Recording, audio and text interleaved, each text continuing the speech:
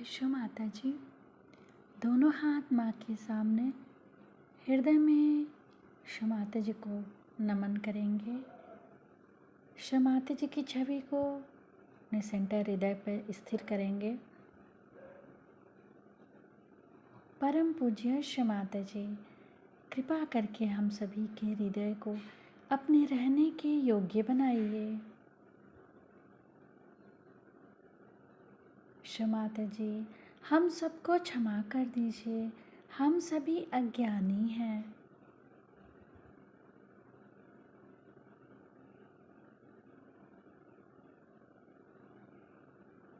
वैश्व माता जी, हमारे इस हृदय को और पावन कीजिए ताकि आप यहाँ आ सकें।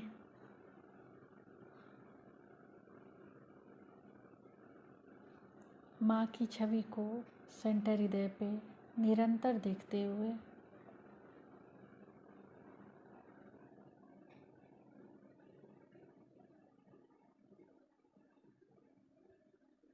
धीरे धीरे अपने संपूर्ण चित्त को दोनों हाथों को देखते हुए माँ से प्रार्थना, वैश्व माता जी, कृपा करके हमारे दोनों हाथों की ओर देखिए।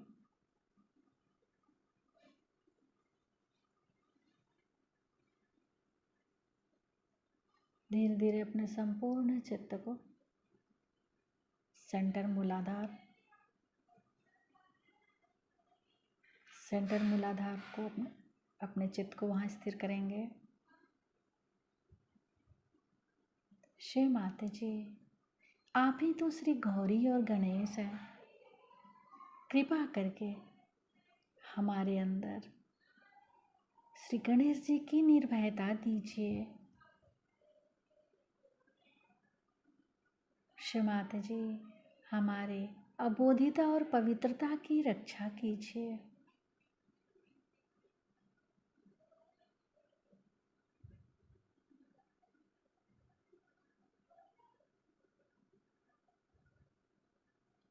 धीरे धीरे अपने संपूर्ण चित्त को सेंटर स्वादिष्ठान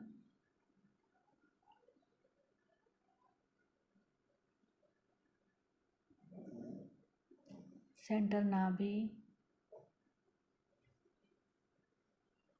पूरा भवसागर,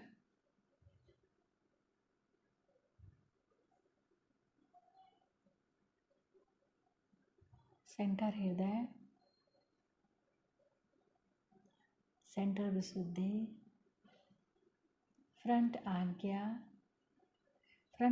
पर श्री निर्विचारिता मंत्र।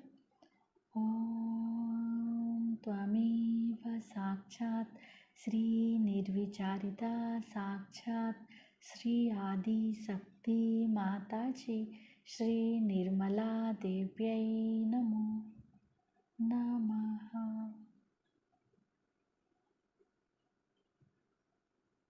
बैक आज्ञा,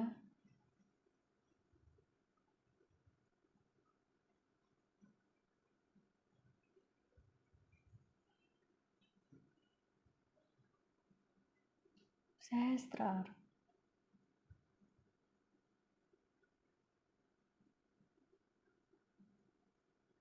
सहस्त्रार पर एक चित रहेगा, एक चित सेंटर मूलाधार, दोनों जगह एक साथ। सहस्त्रार से सेंटर मूलाधार,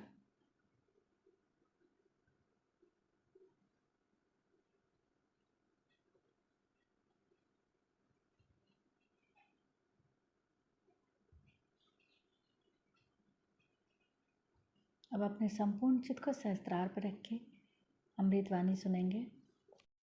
जाति के लिए सहज योग का उद्भव हुआ है, लेकिन मानव के लिए सहज योग को समझ लेना इतना आसान नहीं, क्योंकि कोई बहुत बड़ी महान चीज एकदम सहज से मिल जाए तो उसका महत्व, उसका आकलन, उस शक्ति के लिए श्रद्धा, उसके लिए भक्ति, पूर्ण चित्त से उसको अंदर में तादात्म्य कराने के लिए मेहनत, इन सब चीजों की कम ही रह जाती है। इसीलिए आप देखिएगा कि ज्यादातर सहयोगी बड़े कैजुअल होते हैं, पर दूसरे जो स्वामी लोग हैं, जो आपको मालूम है किस तरह से लोगों को ध्यान में डालते हैं और कैसा उनका फायदा उठाते हैं, जो आपसे पैसा लेते हैं, आपसे मेहनत करवाते हैं, आपको सर के बल खड़ा करते हैं, शारीरिक श्रम करवाते हैं, कोई न कोई मेहनत करवाते हैं, कुछ न कुछ करवाते हैं, तो आपका जो अहंकार है उसमें थोड़ा सा तृप्त होकर के आप उसमें चिपके रहते हैं। आपने ऐसे भी लोग देखे होंगे कि जो कुछ अपना है सब कुछ दे करके पैसा वगैरह, और इन साधुओं के पास में वो लोग झाड़ू मारते हैं। सहयोग की प्राप्ति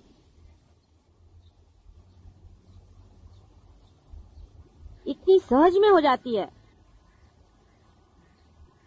कि उसके प्रति लोग कैजुअल रहते हैं।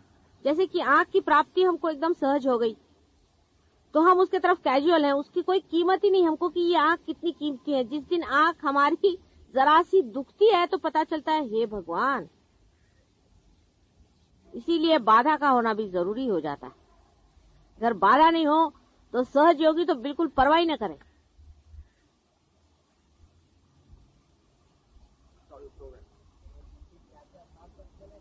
हाँ, बाधा तो आपके ऊपर निर्भर है, आप कब तक पकड़ेंगे तब तक बाधा है, उसे क्या किया जाए।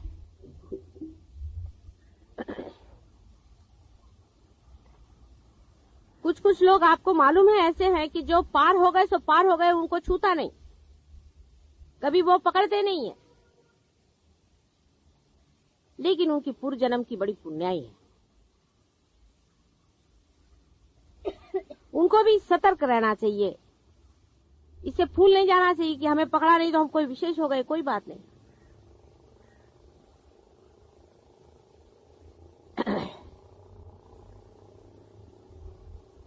कैजुअल जिसको कहते हैं, कैजुअली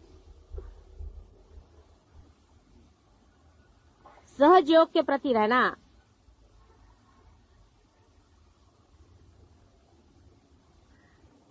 हम लोगों को बड़ा महंगा पड़ेगा। आंख के प्रति आप अगर कैजुअल रहे तो कोई हर्जा नहीं, क्योंकि आपकी आंख, हाथ, पैर, शरीर देखने वाला तो है ही कोई तैयार, उसको देखने का नहीं है, लेकिन आपका सहयोग आप ही को देखना है। ये दोनों में अंतर है बड़ा। आपका शरीर कोई संभाल लेगा, आपका सब कुछ जो कुछ भी है, बाकी का जितना भी 3 डायमेंशन जिसको मैं कहती हूँ वो सब संभल जाएगा, लेकिन आपका सहयोग आप ही को साधने का है, आप ही को उसमें बढ़ने का। और कैजुअल इतने हम हैं, इतने कैजुअल हैं कि हमारे पड़ोस में ही कोई आदमी बैठा हुआ है, उससे भी हम नहीं कहते कि अरे भाई जिससे मिलो उससे यही बात करो। डेडिकेशन इसी का देना पड़ेगा, सहयोग का। अभी बहुत से लोग हैं, शरीर के बहुत से अंग अलग अलग पिछले। तो आपके स्वाधिष्ठान चक्र पे कोई सी भी गड़बड़ हो, ये अंगूठे से आप ठीक कर सकते, अंगूठे से। अब आपको अपना महत्व देखना है कि आप क्या हैं। आप शीशे के सामने खड़े हो जाए, ऐसी पोज करके आपके अंदर चेंज आने लगना शुरू हो जाए। आपका जो रिफ्लेक्शन शीशे में पड़ रहा है उसी से आप समझ सकते हैं कि आप क्या हैं। अपना खुद ही प्रतिबिंब आप देखें शीशे में, उसकी ओर देखते। अब आप अपने स्वाधिष्ठान को रगड़े हाथ में, ऐसे लेकर या दबाएं, यहाँ पर भी तकलीफ, आपको हाथ में उसका थ्रॉबिंग आ जाएगा, यहाँ उंगली में, यहाँ पर जहाँ भी होगा उसको दबाते जाए या उसको शूट करें। स्वाधिष्ठान चक्र के सब तकलीफ आपकी जो है दूर हो जाए।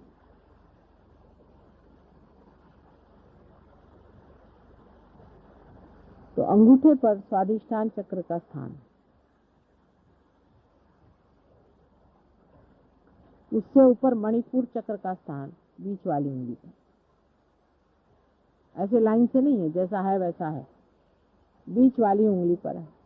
आपकी अगर बीच वाली उंगली जलती है तो जरूर आप देख लेना कि वो जो आदमी सामने बैठा है उसके अपने नाभि चक्र अपने यहाँ कुंकू लगाना आदि वगैरह जो कुछ भी है ये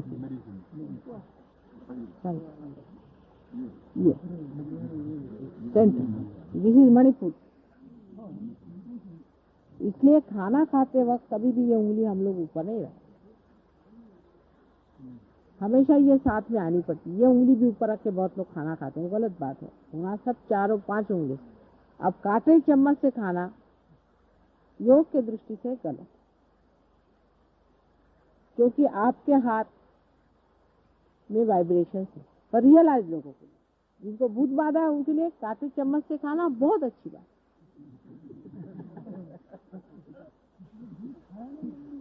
नाही, आपलेच भूत आपल्या पोटात परत जातात, हातातनं निघून डबल होऊन 2-4 आणखीन घेऊन आणि पोटात जातात. म्हणून ज्यांना भूतबाधा होते त्यांनी काटे चमचे वापरावे. म्हणूनच वेस्टमध्ये जास्त काटे चमचे वापरले जातात. आपल्या जास्त भूत आहेत त्यांच्यापेक्षा. आता ते लोक हाताने खायला लागले, खरीच गोष्ट आहे. विचारा त्यांनी बघा, आता आजकाल बहुतेक ते काटे चमचे वगैरे काय वापरत, हाताने व्यवस्थित हात धुवून खातात. मग हे मणिपूर चक्र झालं. हे म्हणजे आता मणिपूर चक्राचे सर्व त्रास, एखादा मनुष्य जर फार खादाड असला आणि त्याचं लक्ष खाण्याकडे जास्त असतं की त्यांनी हे रगडत बसायचं सकाळ संध्याकाळ. आणि मणिपूर चक्र जरा थंड होणार, चांगलं तेल लावावं व्यवस्थित.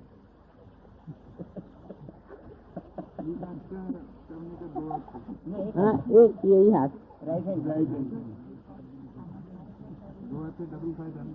ये मणि, हाँ डबल करना चाहिए. ये मणिपुर चक्र. उसके बाद में मणिपुर से आगे आप जाते हैं अनहद चक्र. अब ये सबसे नाजुक चक्र है, ये आपकी अंगुली अनहद. और इस पर कर देनी, तो छोटी सबसे अंगुली है, ये आपका अनहद.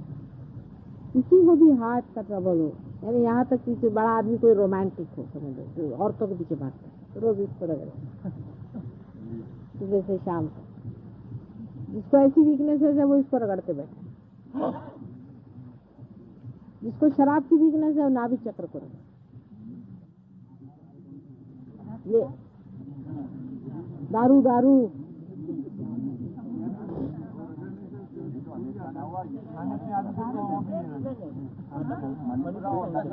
हे मणिपूर सांगते ना मी. हे मणिपूर परत हे बघा, हे बघा पहिल्यापासून सांगते. हा अनहद चक्र आहे, हे अनहद चक्र. ज्याला अनहद चक्राचा फार त्रास असेल त्यांनी सरस्वतीची पूजा करावी. त्यांनी लक्ष वाचनाकडे लावायचं, अध्ययनाकडे लावायचं. सुचना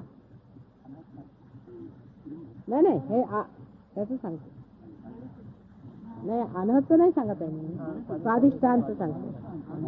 स्वाधिष्ठान चक्राचं सांगते. परत ऐका, स्वाधिष्ठान चक्र हे ना, स्वाधिष्ठान इज बिलो दी नाभि.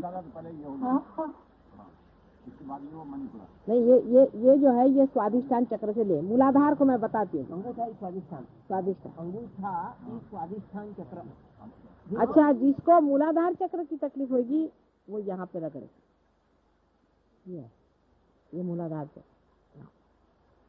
और वो गणेश जी की पूजा करे. जिसको मूलाधार चक्र का मैंने सेक्स का ट्रबल होएगा वो गणेश जी की पूजा करे.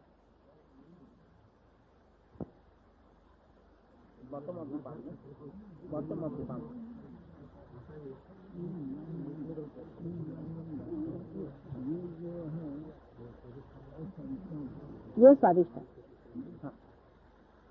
ये फिर उसके बाद में मणिपुर चक्र, उसके ऊपर में नाभि चक्र को जिसको बोलते हैं मणिपुर चक्र, सोलर चक्र. वो ये मणिपुर चक्र, नाभि चक्र, सोलर प्लेक्सस सेम. वो इसको रगड़े. और वो जिस आदमी को खाने की बहुत लालसा होती है माने स्वादिष्ठान चक्र में आदमी बहुत ग्रोस रहता है। स्वादिष्ठान चक्र का ट्रबल जो होता है बड़ा ही ग्रोस होता है। उसमें वो अन्न बहुत खाता है, बहुत ज्यादा अन्न खाता है, यानी उसकी क्वांटिटी बहुत ज्यादा होती है और बकवास बहुत करता है। ऐसा जो आदमी बहुत ज्यादा अन्न खाता है उसके लिए स्वादिष्ठान चक्र पे वो सरस्वती की ओर अगर दृष्टि करे तो उसमें फाइनल टेस्ट आ जाएगा, क्रिएटिव हो जाना चाहिए, एस्थेटिक से कहेंगे पेंटिंग्स करना शुरू कर सकते, डाइवर्जन आ जाएगा, सब्लिमेशन हो जाएगा। उसके बाद मणिपुर चक्र वाला जो आदमी होता है उसको खाने में इंटरेस्ट होता है। पॉलिटिशियंस नाभि चक्र खराब, खुराफात करना, इधर से गए उससे कुछ, उससे गए उससे कह दिया, ये नाभि चक्र के लक्षण। ऐसा जिसका टेम्परामेंट होता है, जिसकी इधर दृष्टि बहुत जाती है, खुराफाती जिसको खाना चाहिए कि बैठे बिठाए चैन नहीं आ रहा, अभी जाकर जब तक उनके घर में आग नहीं लगाएंगे तब तक चैन नहीं आएगा। ऐसा जो भी आदमी होगा दूसरे का भला नहीं देखते बनता है, आदि आदि बहुत सारी चीजें हैं, वो अपने नाभि चक्र को ठीक करे। फिर जो आदमी लूजली बोलता है, जिसको किसी के लिए रिस्पेक्ट, खासकर सहज योग के बारे में जो बोलता है लूजली, वो अपने नाभि चक्र को, ऐसा आदमी खाने का कनाइजर होता है। वो बहुत ज्यादा नहीं खाता, डिजेरियस नहीं होता, खाता नहीं बहुत ज्यादा, लेकिन कनाइजर होता है। पर उसको ये कि चाय बढ़िया ही चाहिए, फलाना चाहिए, ठिकाना चाहिए, तो जरा नजाकत से बताओ। औरतों के मामले में भी वो बड़ा नजाकत वाला होता है। पहले ग्रोस होता है स्वादिष्टान पे, और इस पर बहुत उसको एक तरह की औरत चाहिए, वो चाहिए, मतलब उस मामले में चॉइस और ये चीज आ जाती। उस आदमी को श्री विष्णु के शरण में आना। श्री विष्णु का अर्थ सिंबॉलिक, तो हिंदू क्रिश्चियन मुसलमान से मतलब नहीं। श्री विष्णु क्या, संसार के वो पालन करते हैं। तो आपको सबका पालन करना है। जिस आदमी सोच लिया, जैसे माँ होती, उसको नखरा नहीं रहता खाने पीने का। किसी माँ को अगर नखरा बहुत हो तो 4-5 बच्चे पाल ले, गया उसका। जिस औरत को खाने पीने का बहुत पर्टिकुलरिटी होती है, वो औरत बच्चों को नहीं संभालती, क्योंकि बच्चे टट्टी करेंगे, पेशाब करेंगे, ये करेंगे, वो करेंगे, उसकी चीन चढ़ेगी। उसको जबरदस्ती अगर वो बच्चों को पाल ले, 8-10 बच्चे, फौरन उसकी वो चली। अपने को करेक्ट करने का पॉइंट रहता, अपनी और देखें। अगर हम बहुत ज्यादा घिने आते हैं हर एक आदमी से, मुझे उसकी घिन लगती है, उसकी घिन लगती है, वो 8-10 कुत्ते पाल, काम खत्म। पालन करे किसी, ये विषय है। और दूसरा यह है कि वो राजयोग में उतरे तो उसको फायदा होता है। राजयोग का मतलब मेरा वो नहीं होता, मेरा मतलब है कि लक्ष्मी के सौष्ठव की ओर जाए। अब लक्ष्मी का सौष्ठव यानी पैसा पति की मेरा मतलब नहीं, लक्ष्मी का भी बहुत लंबा चौड़ा है, तो अब उस पर अभी नहीं आया। फिर रही, ये हुआ आपका मणिपुर चक्र। अब मणिपुर चक्र से ऊपर में आप आए, ब्रह्मा विष्णु महेश, हृदय पे आप आए। जैसे कोई माली बाग लगा देता है और उस पे प्रेम से सिंचन करता है और उसके बाद देखते रहता है कि देखें बाग में कितने फूल खिल रहे हैं। वो देखने पर जो आनंद एक माली को आता है, उसका क्या वर्णन हो सकता है।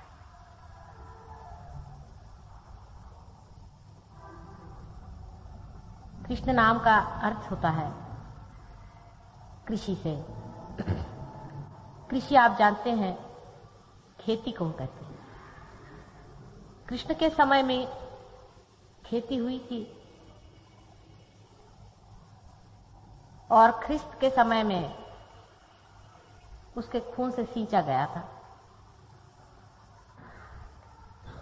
इस संसार की उर्वरा भूमि को कितने ही अवतारों ने पहले संवारा हुआ था। आज कलियुग में ये समय आ गया है कि उस खेती की बहार देखें, उसके फूलों का सुगंध उठाएं। ये जो आपके हाथ में से चैतन्य लहरियां बह रही हैं, ये वही सुगंध है जिसके सहारे सारा संसार, सारी सृष्टि, सारी प्रकृति चल रही है। लेकिन आज आप वो चुने हुए फूल हैं जो युगों से चुने गए हैं कि आज आप खिलेंगे और आपके अंदर से ये सुगंध संसार में फैल करके इस कीचड़ के, इस माया सागर के सारी ही गंदगी को खत्म कर देगा।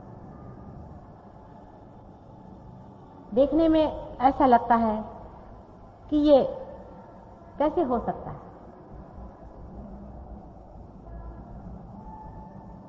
माता जी बहुत बड़ी बात कह रही हैं, लेकिन ये एक सिलसिला है, कंटिन्यूअस प्रोसेस है।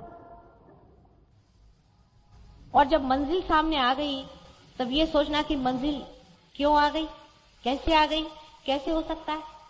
जब आप चल रहे थे तो क्या मंजिल नहीं आई? जब आप खोज रहे थे तो क्या आपका स्थान मिलेगा नहीं? लेकिन जब वो मिल गया है तब इस पे शंका की बात क्यों खड़ी होनी चाहिए?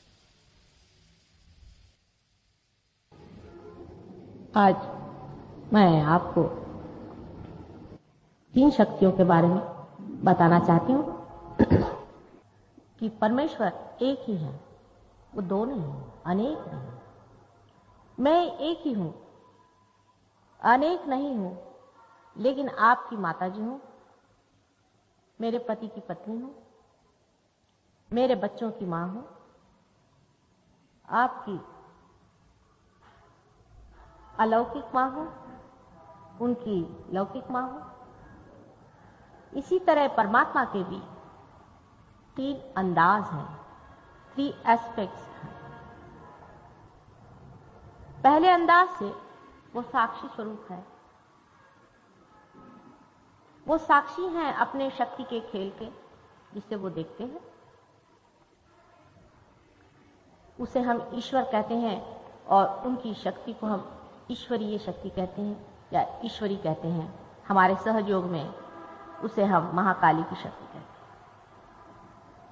जिस वक्त उनका ये साक्षी स्वरूपत्व खत्म होता है, माने जब वो और कुछ देखना नहीं चाहते, वो नापसंद करते हैं, जब वो अपनी आंख मूंद लेते हैं अपनी शक्ति के खेल से, उस वक्त सब चीज खत्म हो जाती है।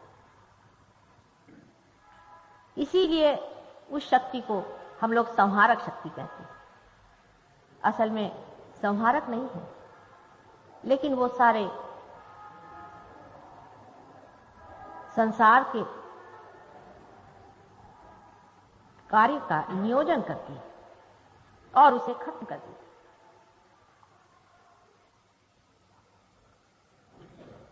दूसरी शक्ति जो परमात्मा उपयोग में लाते हैं वो है उनकी सृजनात्मक शक्ति, जिससे वो सारे संसार की रचना करते हैं। उसमें बड़े बड़े ग्रह तारे,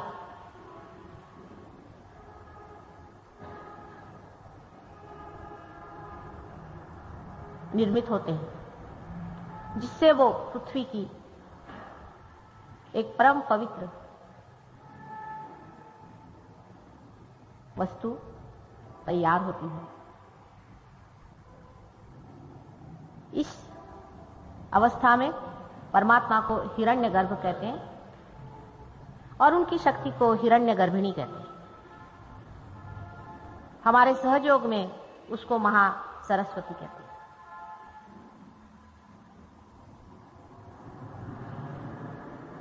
तीसरी परमात्मा की जो शक्ति है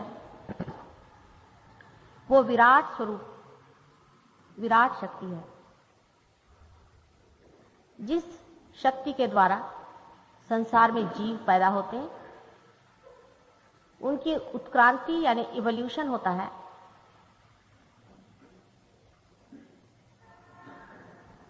जानवर से मानव बनता है और मानव से अति मानव बनता है, अति मानव से परमात्मा बनता है। इस विराट शक्ति को सहयोग में हम लोग महालक्ष्मी कहते हैं। इस तरह से संसार में शक्तियां हैं जो परमेश्वर की आभा को फैलाते हैं। पहली शक्ति जिसे ईश्वरी शक्ति कहना चाहिए, दूसरी हिरण्यगर्भिणी और तीसरी विराटांगना। सहयोग का कार्य जो है वो विराट का कार्य।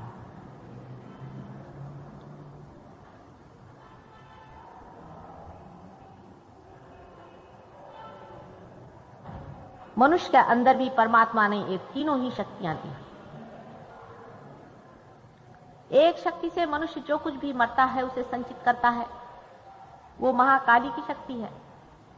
एक शक्ति से जो भविष्य के लिए वो चिंतन करता है, प्लानिंग करता है, थिंकिंग करता है, सोचता विचारता है, वो महासरस्वती की शक्ति है।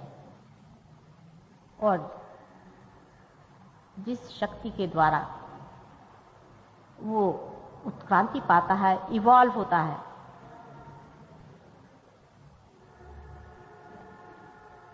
वो महालक्ष्मी की शक्ति।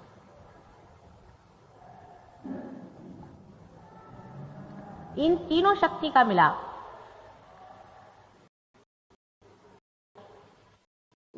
उसके सहज वही आदि पुरुष है और उसी जैसे मनुष्य को बनाने की पूर्ण व्यवस्था परमेश्वर ने की हुई। सिर्फ महालक्ष्मी शक्ति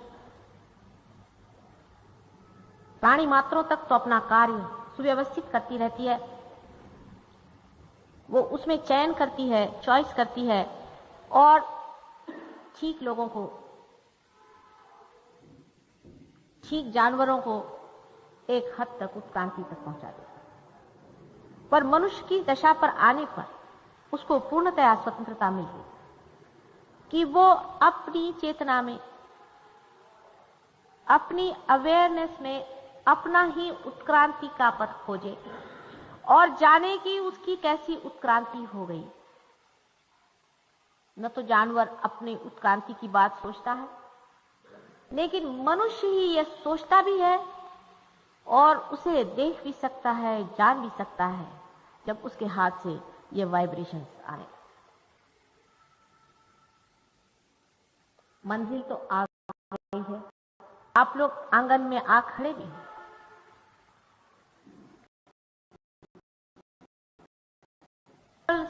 मनुष्य ने ही अपने को बड़ा कॉम्प्लिकेट कर लिया है, बहुत ही ज्यादा विक्षिप्त कर लिया है। मनुष्य के लिए बहुत कठिन हो जाता है कि वो सादगी से रहे, भोलेपन से। और धर्म और चीज कुछ नहीं है, सीधा साधा बिल्कुल बिल्कुल भोलापन, इनोसेंस। लेकिन इतनी खोपड़ियों के ऊपर खड़े होकर के हम लोग इनोसेंस की बात कैसे कर सकते? इसीलिए बहुत से छोटे छोटे बच्चे बहुत जल्दी से पार हो जाते हैं क्योंकि उनके अंदर भोलापन है। कलयुग में बहुत सी बातें हो रही हैं, आपको शायद इसका अंदाज नहीं है। जैसे ही विराट शक्ति बहुत प्रबलित हो चुकी है, उसी वक्त में पाताल लोक से, जहां पर कि वेस्ट मटेरियल जैसे अधोगति को गए हुए बहुत से पुरुष, जिनको कि हम लोग राक्षस कहते हैं, उनकी भी शक्तियां बलवत्तर हो रही। दोनों शक्तियों का मुकाबला हो रहा है। एक शक्ति मृत है और एक शक्ति जीवंत है। मृत शक्ति कभी भी जीवंत शक्ति से शक्तिशाली नहीं हो सकती, किंतु जीवंत शक्ति अत्यंत सेंसिटिव होती है, संवेदनशील होती है। इसी वजह से उसका पनपना जरा कठिन होता है। प्लास्टिक का फूल कभी भी असली फूल से सुंदर,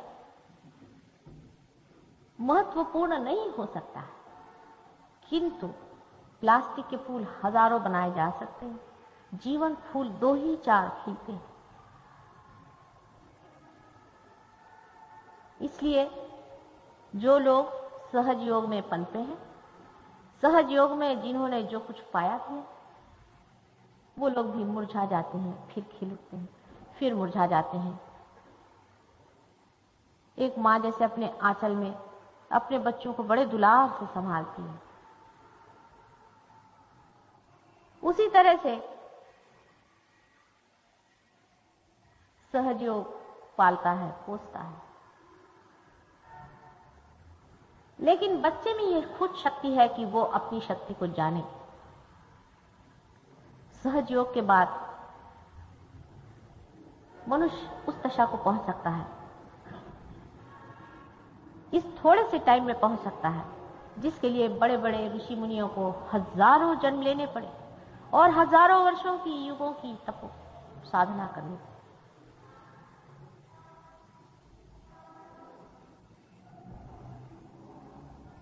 हम लोगों के परम भाग्य कि समय हम सब लोग इस विशेष युग में पैदा हुए हैं। सामान्य ही लोग हैं, असामान्य कार्य के लिए पैदा हुए। असामान्य पर्दे के पीछे ही हैं, सब आपकी मदद कर रहे हैं, लेकिन सामान्य को विराट ने चुना हुआ है अपने सहस्त्रार पे बैठाने में, क्योंकि सामान्य में शक्ति है असामान्य होने की।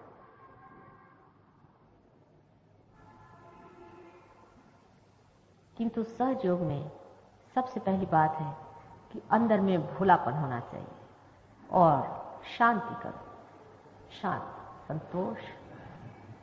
संतोष करो। किसी न किसी को कोई न कोई दुख है, कोई न कोई परेशानी है, उलझन है। लंदन में एक साहब कहने लगे, वियतनाम में इतनी युद्ध हो रहा है, आप ये क्या बात कर रहे हैं? मैंने कहा, तुम कोई वियतनाम जा रहे हो, तुम्हारे वहां का प्राइम मिनिस्टर हो, तुमको उसकी परेशानी क्यों? भाई तुम अपना अंदर का देखो।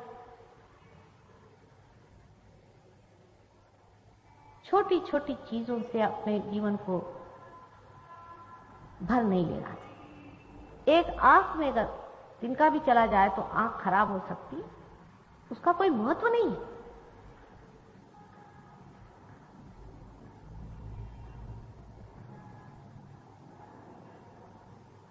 शांत, क्योंकि वो समय आ गया है जब परमेश्वर का राज्य इस संसार में आने वाला है। संतोष रखो। सहयोगियों को चाहिए कि और लोगों से ज्यादा शांतिपूर्ण रहें, संतोष से भरे रहें, खिले रहें और अपने आनंद से सारे संसार को भरते रहें।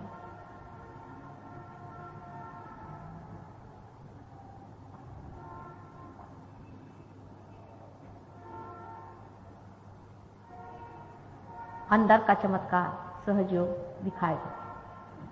बहुत जोरों में चरवण चला है, मंथन चला हुआ है।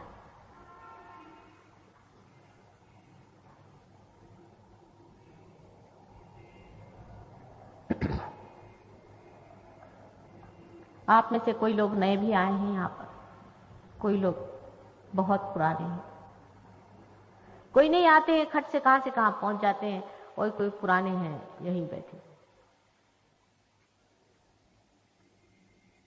नितांत परमात्मा की असीम कृपा पर जिसको विश्वास है, जो जानता है कि सारे सृष्टि का रचयिता वही और सबको पार लगाने वाला वही है, वो एक क्षण में ही सहयोग में पार होके वहीं जाके जम जाता है और एक बार जम जाता है फिर वो कभी भी उतरता नहीं। अपने विश्वास को दृढ़ करो, क्योंकि आपके हाथ से चीज बह रही है। आपने इसके करिश्मे और चमत्कार देखे हुए हैं। अपने पर विश्वास धरो, अपने को जानो। बहुत कुछ और भी हो रहा है। बहुत से बच्चे, छोटे छोटे बच्चे मैंने देखे हैं जिनमें बहुत बड़े बड़े जीव जो कि आपके बाप दादे हैं वो जन्म ले रहे हैं आपकी मदद करने के लिए। 10-12 साल के अंदर में बहुत बड़े बड़े लोग इस संसार में आ जाएंगे। उनकी स्वागत की तैयारियां करिए। उनको पहले सूली पे चढ़ाया गया था, उनको मारा पीटा गया था, वो सब आज जन्म लेने वाले हैं। एक नवीन युग इस संसार में आने वाला है। परीक्षा का थोड़ा सा समय है, परमात्मा पे विश्वास रखें। सारे धर्मों का आशीर्वाद और आशा कि मनुष्य परमात्मा पद पे पहुंचेगा, वो सत्य होकर है।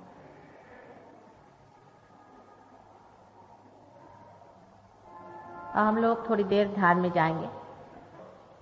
कुछ भी करने का नहीं, आपके अंदर जो बीज सुप्तावस्था में है वही पनपेगा।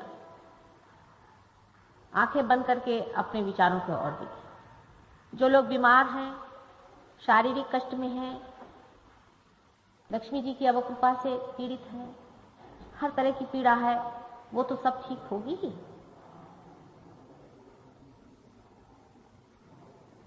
लेकिन जो असली मेहमान है उसका आना जरूरी है।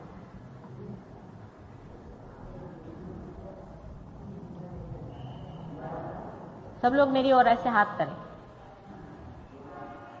और अभी तक जो भी पीछे का है मरा हुआ, अपना ज्ञान, अपने दुख, अपनी तकलीफें और जो कुछ भी आगे का सोच रखा है,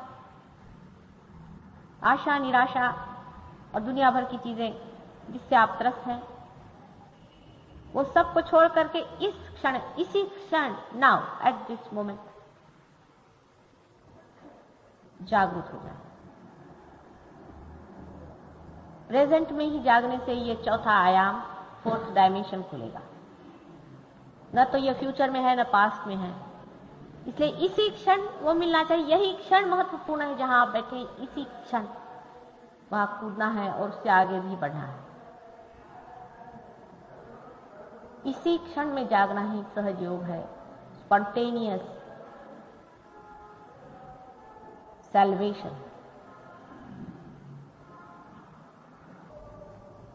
हिलना डुलना कुछ न करें, आंख बंद करके अपने माथे की ओर सहस्त्रार पे चित्त दें।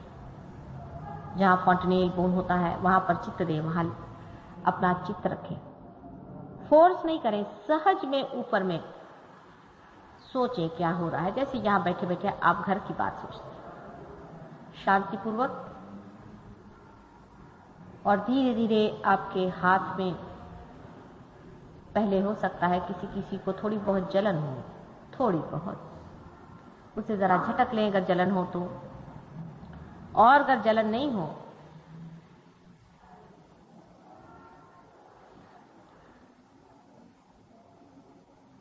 तो सीधे सीधे ऐसे ही हाथ रखें और आपको ऐसे लगेगा कि अंदर एकदम ठंडी ठंडी हवा है। और माथे की ओर जब दृष्टि करेंगे तो ऐसा लगेगा कि कोई भी विचार आ नहीं रहा है। यह निर्विचारिता की बात है। आप निर्विचार हो जाए, एकदम अंदर से शांत होकर बैठे। एकदम से शांत होकर मन से कहना, हो गया, बहुत कुछ तू समझा रहा है, मत मुझे समझा कुछ, अब मुझे वही जाना है। यही मन जो आपको बहका रहा है, यही आपकी परीक्षा कर रहा है, उससे कहना बस कर दे।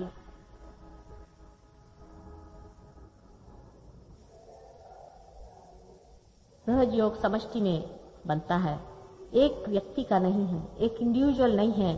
आप सब एक विराट के अंग के रोम रोम है। एक व्यक्ति पर निर्भर नहीं है।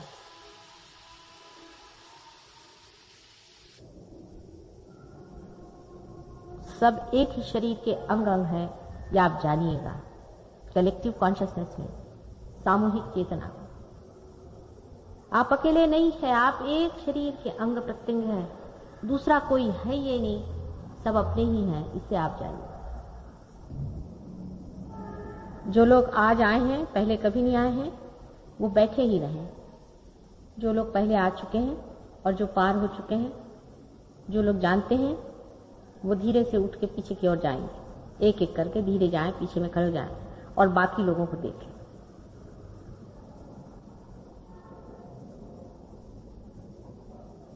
कोई डिस्टर्ब नहीं करें, धीरे धीरे उठें, पीछे में जाएं और देखें। और जो लोग अभी आए हैं वो बैठे रहें आंख बंद करके धीरे से। और जिनके हाथ में से वाइब्रेशंस आ रहे हैं, नए आए हुए लोगों के, जो नए आए हैं, जिनके हाथ में से वाइब्रेशंस आ रहे हैं, नए लोगों के जिनके हाथ में कुछ चीज बहना शुरू हो गई हो, वो हाथ ऊपर करें।